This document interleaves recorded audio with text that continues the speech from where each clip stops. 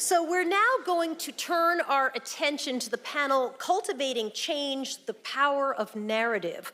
Moderating this discussion will be Raj Kumar, President and Editor-in-Chief of Devex, which is an independent news organization that he co-founded as a graduate student at the Harvard Kennedy School. Kumar is also the author of The Business of Changing the World. It's a book about the future of global aid and philanthropy. Raj is going to introduce his panelists, so please join me in welcoming Raj Kumar to the stage.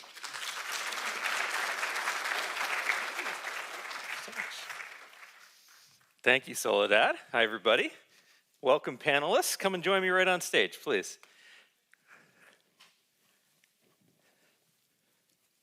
Kirsten, Phillip. Hi. Hi. I got to say, I love the energy so far today, and it is something that has become a hallmark of the Hilton Humanitarian Symposium, because the world feels like it's spinning out of control, things are falling apart, but then you come here for a day with a group of committed humanitarians, and you get a chance to kind of re-energize and see the world from another perspective. And I think you're going to get a bit of that in the conversation we're about to have today. We'll go a little bit deep even about what humanitarianism is really all about and why we do this work and how we can inspire others to do it. I'm joined on the stage by Kirsten Gelsdorf, who is a professor of practice and the director for global humanitarian policy at the University of Virginia, and Phillip Picardi, who is the chief marketing and communications officer at the Los Angeles LGBT Center. But honestly, those titles don't even begin to scratch the surface of these two people who I have next to me. I can imagine like a Netflix series about each one, where they're the protagonists, and their lives have just taken such interesting turns. So you're going to hear a bit about that in our conversation. I just want to start with you, Kirsten, because when people think about humanitarian work, they might imagine where you used to work, right? You picture a terrible disaster has just happened somewhere in the world, and inside the bowels of the UN, there is like a situation room with screens and a bunch of leaders in their neckties coming in and sitting down and saying, how do we roll up our sleeves and solve this? Well, that's where Kirsten started her career. You spent about 20 years at the UN Relief Agency, and you did an interesting thing, which is you said, okay, I've been working on direct action in humanitarian work, but I actually kind of want to pivot a little bit away from that into storytelling and thinking about why we do this work and how we talk about it. And now you're doing that in some very interesting ways. So I want to ask you why you made that pivot and what do you think is this power behind storytelling that we're here to talk about today? Thanks. I'm so thrilled to be here.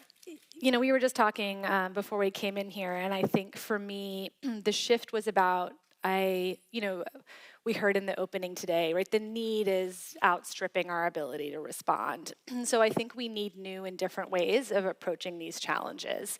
And so I think it's, what an academic environment allows you to do is connect dots in different ways. And so that's really what's exciting to me, is how can we, kind of with the roots of resilience, right? I think a lot of times when you think about humanitarian aid, we think about humanitarian need and humanitarian response. And those are, to me, the branches and the leaves.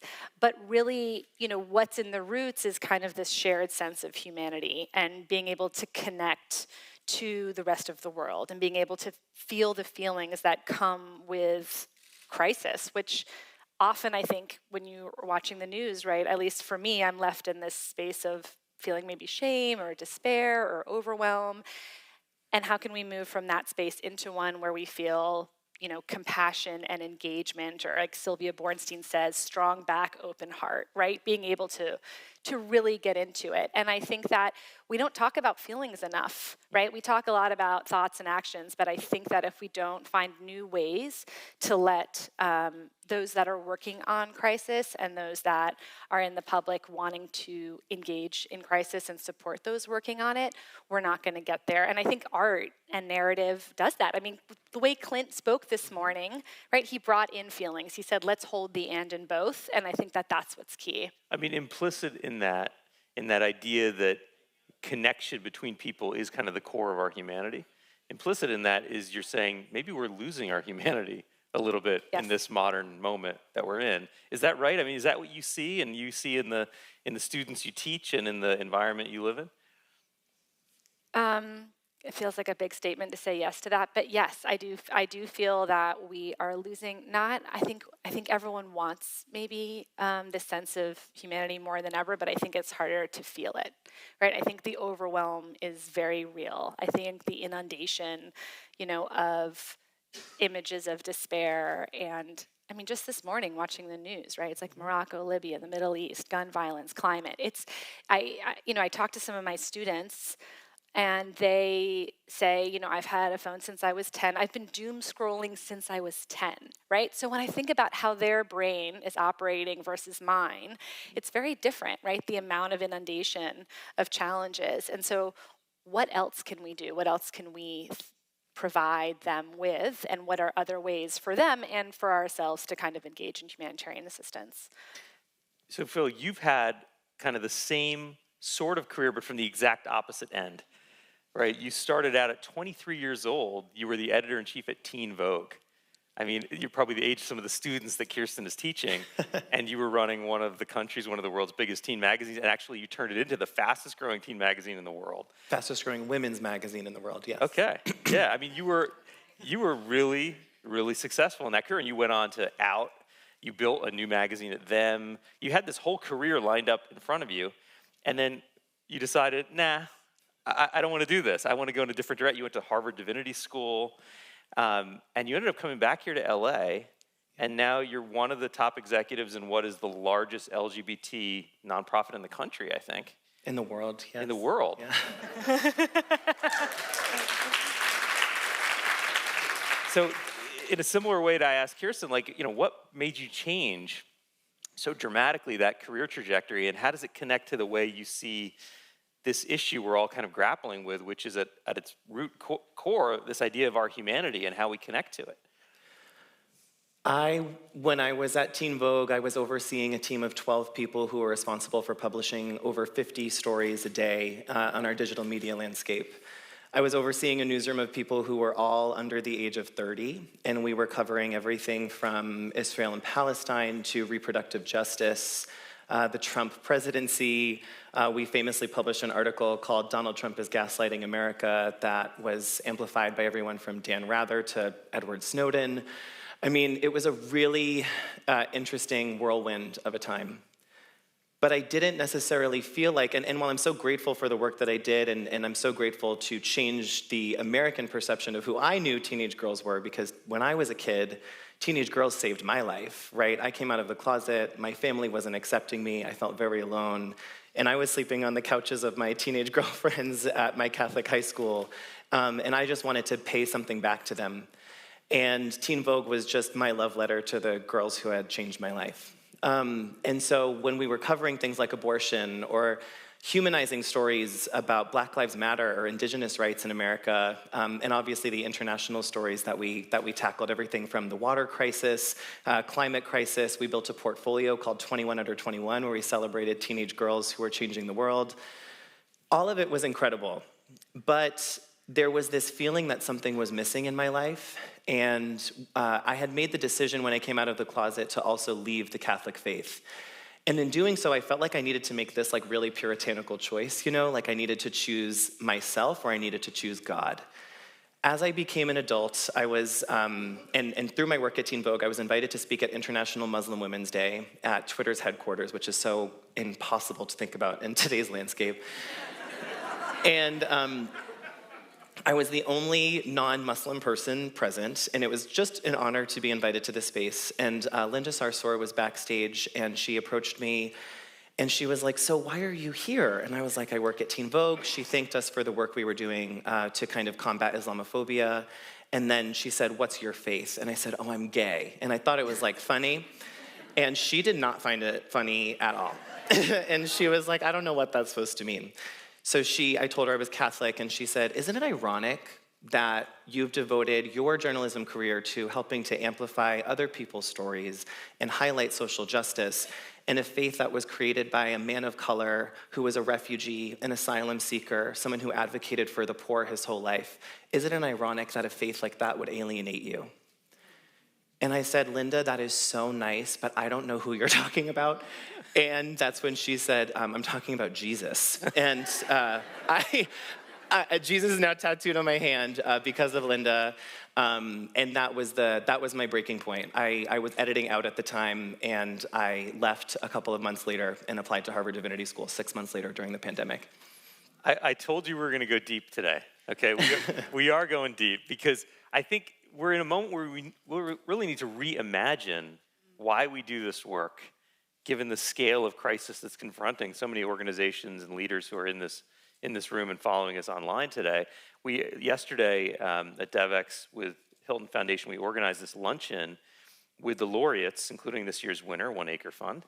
But with the laureates and the fact that we're here in Los Angeles, we brought people like Kirsten and Phil and a number of film producers and people who come from the Hollywood industry together to say, how do we take some of the imagination that exists in this town and bring it to the work humanitarians are doing? And that's something I know you've been working a lot on, is to say, we don't just have to tell stories the way I might as a journalist in a very straight, fact-based way, but we can actually think about storytelling and even fiction to open our minds. Tell us how we should think about that. What's the opportunity there? So I'll tell you the story of it. So it was 2010, and I had just returned from working on the Haiti earthquake, and I was working at the United Nations and running a team called the Advocacy and Visual Media Unit. And I was sitting at my desk, and on the right I have all these photos of despair, right? It's kids sleeping on the median of a highway, families mourning, people trapped under rubble. And I just looked at those photos and I was thinking, like, can we use these? Like, as it exploitation? And even if it wasn't, like, what is the impact they're gonna have on those that are viewing them, right? And this is a challenge that humanitarian organizations, I'm sure you have this challenge still today, right? How do you show images of despair, which are the realistic situations, without them being exploitative or just incredibly empathetically draining for those who are looking at them? Fast forward, right? Now I teach in front of a room of 200 students, and kind of like I said before, you know, they come to me and they also are incredibly, I teach a global humanitarian aid class, they're totally overwhelmed by these situations. And so, you know, it started me thinking, you know, there's gotta be another way. What are other ways in, right, into those feelings so that we can kind of then really want to engage in a more compassionate, actionate way. And I met a professor named Adrienne Gali, so this is kind of the connecting the dots. She was a professor and a researcher of literature, and she taught this class called Can Reading Literature Make You More Ethical? And I was like, huh. And so we started talking, and we said, you know, let's start a book club. Everyone loves a book club. Let's start thinking about, let's make it a humanitarian book club. And then we pitched that idea to some colleagues at the UN, Ruth McWana and Kirsten Mildren, another Kirsten. And we started Read for Action. And we didn't want to just make a normal book club. We wanted to create something different. So the premise is kind of read, connect, act, research. So we read contemporary novels that have crisis, humanitarian crisis and climate crisis as a backdrop.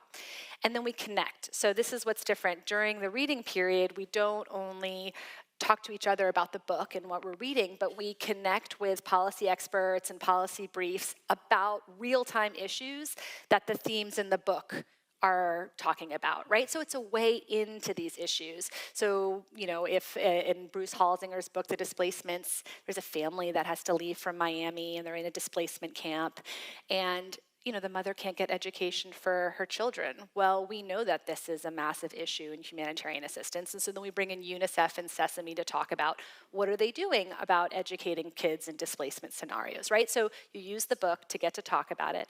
And then act. So throughout the reading period, we'll toss in different actions people can take. Actions on the exact themes, like, so you want to support education in camps, like here's how you can do that, but also actions about current events. And then the final part is the research. You know, so I'd love to say we have this fully polished initiative, and you know, you can check it out, but it's the idea is that what works, right? How do you run a book club like this that combines policy and art? So we're constantly researching, and now we have behavioral scientists joining us, again, another dot connection, Sophie Trewalter and Abby Scholler, and we're gonna basically research, like, what happens to your mind when you read fiction, and how do you run a club like this? How do you combine policy and art and bring it together that opens people's feelings and lets them engage in new ways? Because so much of the way we connect as humans with reality is through stories. We, you know, right. That's our fundamental tool, and the mental model we all use is we develop some kind of a narrative, whether we realize it or not. And in storytelling in this space, so much of the way we've done it in the past has been exactly what you say, which is show the pictures of the victims, show the worst thing in the world we can possibly show, and maybe that will spur people to action. But there's a big cost to that, right? The Hilton Foundation and Devex have a report that I recommend you take a look at, all about ethical storytelling. And part of what the people who've written that report, who are leaders across development organizations around the world, have shared is, look, those images have a real effect on how people see us, right? So if you show an image that really suggests a person has no voice or no agency, they're nothing but a victim, it makes for potentially somebody at a big foundation or development agency to say, well, how could we fund them? How could we give them a voice? They're just a victim. And so these stories, these narratives are really quite powerful. I know it's something you've brought to your work at the LGBT Center in the way you wanted to tell the story of what the center actually does. I'd love you to share that with everyone. Yeah, I learned this firsthand in the media, right? When we were covering subjects or putting people on the cover, it was becoming really apparent to me that we needed to change who was behind the camera, not just who was in front of the camera, and how that would change the lens of how a person was portrayed and why that was so important. And so, you know, for our September issue, one of our last September print issues at Teen Vogue, we actually had only women and non-binary photographers and stylists and writers. And so anyone who was a man, and this is actually was very hard to do in the fashion industry, which seems antithetical, but it was. And what we found was that the kinds of subjects that were brought to the table were different, the way the stories were told was different, the way the clothes were selected was different, and it was a really rich experience. And when I got to nonprofit land, I was immediately thinking about the storytelling of how we talk about our clients. And I realized the way that our social workers or our doctors talk about our clients was not the way that we were talking about our clients in our fundraising materials. That for some reason in fundraising, we were robbing our clients of our dignity to get $1. And I didn't feel comfortable about that, because the portrayal of LGBTQ people as all poor and in need of help and in need of assistance is not just this like flat and reductive portrayal of our client base, it's also robbing them of their agency and their beauty. You know what I mean? And so I was really interested for things like our Trans Pride celebration. We created this photo booth that was an entire wall of flowers that people got to sit behind, and trans people brought their families. And so we were taking these pictures of trans folks with their families because, you know, our trans people have always been telling us, you're always portraying us as alone and isolated and depressed and anxious. And it's like, we are a glorious and colorful community. Come to the ball, babe. You know what I mean? Like, we'll show you a good time. And for gay people, it's like what we're known for is the party, right? We're known for the color and the fashion, and yet like we're always like showing these people who look hungry or sad. And so for our fundraising video for the gala this year, you know, we have an intergenerational campus at the center. We have senior housing, a senior center, youth housing, a youth center. Lisa Phillips, our director of youth services, is here with us today. 25 years she's been working to help homeless youth in Los Angeles. And so I was like, wouldn't it be funny if we brought Nicole Richie to the center and we had her pop into different activities that we had planned that day? And so she popped into the senior line dancing class. And is it true that a lot of the seniors in the line dancing class need us for food services, for employment navigation, for case management? Yes. But is it also true that they love each other, are having a blast, are like making out on the dance floor? Yes. And like, that's the story to me. She stopped by a youth fashion show. She made pasta in our kitchen that the Hilton Foundation graciously funds. And so it was showing this like joy of community building that the center provides, rather than us needing to put a client in front of a microphone and detail every trauma they've ever experienced in the hopes that we can raise $5 from a donor on Giving Tuesday. Can I add something into that? Please. I love what you're saying so much, because I think that's also what kind of drew me to this concept of fiction, right? A lot of times with humanitarian issues, and even if you're working on them, it's from the outside looking in, right? Like when the news comes from the outside looking in. Well, when you get into a novel or a story, you're meeting a character, but you're not just meeting them one, right? You're meeting this multifaceted individual, not just as a victim or a survivor, but as someone who also is sad because they just got dumped by their boyfriend, right? And then you can relate to that. You see the complexity and the nuance and the layers of the world to this space where you, at least for me, right, you start to sometimes, I mean, I pretend like some of the characters in novels are my friends, right? I miss them when the book is over. But what that does is it's also connecting me in a much more holistic way. And behavioral psychologists would say it's breaking down the in-group, out-group thinking, right? And so there's a lot of research on this. And so that is incredibly exciting. And then, the other pieces too. Again, it's not just quick eyeballs scrolling, doom scrolling, right? When you're reading, you're picking up the book again and again. You're actually scaffolding the way our brains work. And I think slowing things down is really important right now. So there's this longer, durable engagement versus this kind of short, quick engagement. And then there's the imagined futures piece.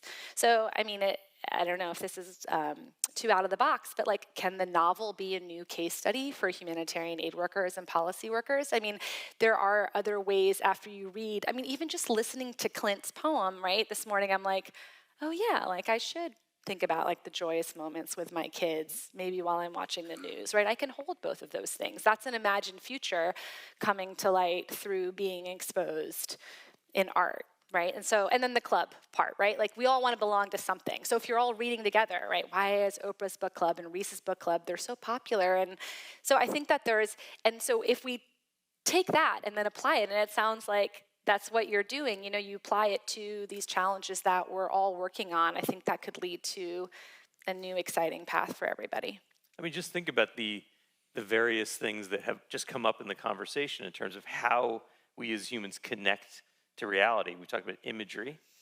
We've talked about language. You were using the word clients, right? Not everyone in the humanitarian space talks about the people they serve as clients. Often they're talked about as beneficiaries or even victims, right?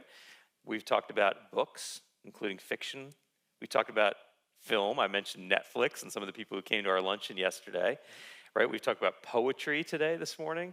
I mean, there's so many other ways that we as humans engage the world, but so often in the humanitarian space, we just engage our left brain. We say, right, this is a policy issue or an operational issue, and we know how to do it. What are we missing when we only think about the left brain? Go ahead. I think, especially from the policy angle, it's one thing, for example, right, there's 700 plus pieces of anti-LGBTQ legislation in the United States. Around 250 of these are targeting education, inclusive curriculum, inclusive books in our schools, right? And the LGBTQ nonprofit mantra is, let's talk about how there are all of these pieces of legislation and we need your money to fight them. The problem is, after 6 months, we're all operating by the same script, we're all saying the same thing, and nobody's seeing any changes happening, right? And so what we have to do is find a way to counteract the dominant narrative that is playing out in the American media and also on the airwaves and in our culture, which is that LGBTQ people are once again being painted as an enemy of the American family or the American public. And so how do we do that, right? So we recently gathered families together for a photo and video shoot, and we were, playing with families, bringing families together, talking about how we're celebrating the joy of the family. And our goal there is to be airing imagery and billboards and commercials that are celebrating the idea of us not playing into the hands of the extremists, right? Just by saying, we're your family too. We always have been, right? I worry that when we're always playing on the defense in nonprofit land. And I think what I try to do, coming from a place like Vogue, which sounds weird, but I really want us to be aware of our power. I want us to be aware that we have to subsidize the grants that we're receiving in order to do the work that shouldn't have to be done, to fill in the gaps created by these inefficient power structures, right?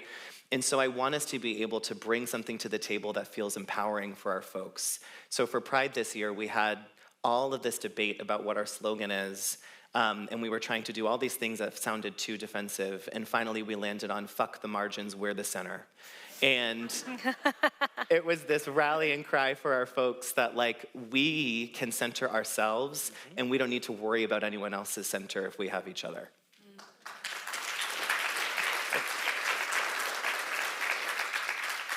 You're making me think of Amaretta Morris's ham policy. Yeah. In the last conversation, right? That we can restrict our own imagination about what's possible, cutting off the ends of the ham, and we don't even really know why until we really reframe that narrative entirely for ourselves. You work with a lot of young people. We often in this community say, well, the things are really bleak, but the hope is in the future. Yeah. It's the younger generation. What do you think a new generation of humanitarian leaders can bring in terms of the way we even think about the work that we do, a work that's often been very north-south, top-down, designed in conference rooms in New York City, places where you used to be, at the center of that action. How do we rethink and reimagine even what humanitarianism is? I mean, I think that this next generation is going to be more critical than ever, right? I think because of some of the things that we've talked about. And I do think that they're asking a lot more kind of questions, right? They have a lot more, they're empowered in a lot of ways. But I do also think we need to kind of support them to be able to handle that power and handle that questioning. So, maybe to kind of tie some of the thoughts together. What I've noticed in the classroom over the last couple of years is it's harder to ask some of the questions in the classroom, right? It's easy from outside to say, oh, they're bad or this is terrible. But to actually really have a discussion where you're wondering something that maybe isn't a kind of in vogue, not to use it, to wonder. And so I think that's also kind of why I use fiction, right? Because when you have a story, you can ask questions that you might not want to ask about a current crisis or a current situation, right? I think there's a lot of empowerment, but there's a ton of fear that's kind of underpinning all of that. And so I think if we can kind of get through that in the next few years and, kind of open dialogue and find new ways of doing things. And also, our system is still like you have to major in something. You have to choose one thing. Like we still silo everything. And yet it doesn't seem to make any sense to me that that's how we do education. Am I going to be out of a job after this panel? Anybody hiring? Well, just tell them about Phil and his career trajectory. That breaks all the barriers. And I think that's hard. So I think it's, they say like, what should I major in to be able to do this? And I'm like, what do you love? What do you care about? What makes you feel something? And then engage in it, right? But I think that's what I love about the way this day was organized. I mean, when I saw the agenda for this symposium, I was like, oh my gosh, poetry and music and Black feminism, and this is so cool, Rebecca, someone I'm here with who we met during the tsunami in Indonesia, and now we're both sitting here. She's speaking on the panel later today. And we were like, most development humanitarian panels are not like this, right. That's right. And it's like, can we just change things and have more open and honest conversations, and not just read our talking points so that we make somebody happy somewhere. Sorry, that was a tangent, but... I love it. Phil, I want to get your last thought. I am still stuck on the humanity question that you asked earlier, because the reason I chose to come to a direct services nonprofit was because I wanted to embrace humanity. And it gets really hard when you're working and it feels like the work is never ending or that there's never going to be a solution in sight.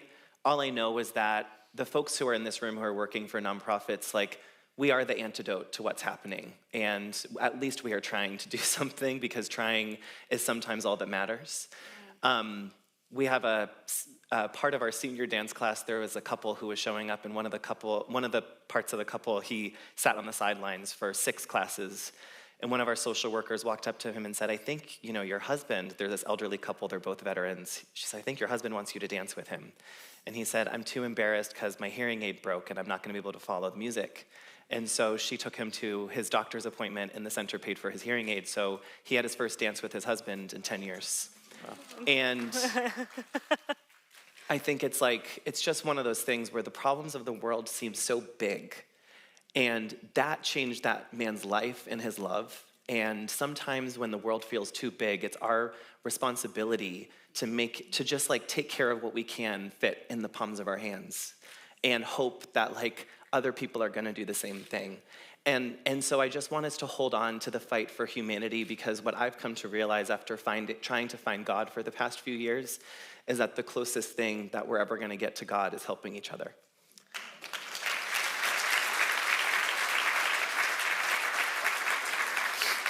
We did it. And I would just add that when the problems of the world seem impossible, too big to solve, reframe them. And I hope we've helped you to reframe them a little bit in this conversation. Please join me in thanking our fantastic panelists. It's been great to be with all of you.